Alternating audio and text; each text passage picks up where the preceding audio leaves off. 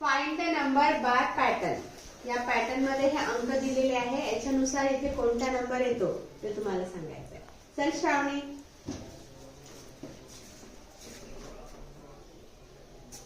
5. Late try. चल Vaishnavi.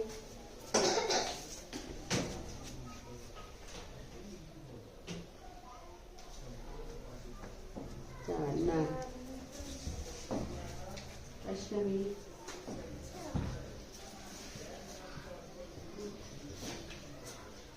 6 pattern पण ते नाही आहे पॅटर्न. सार्थक.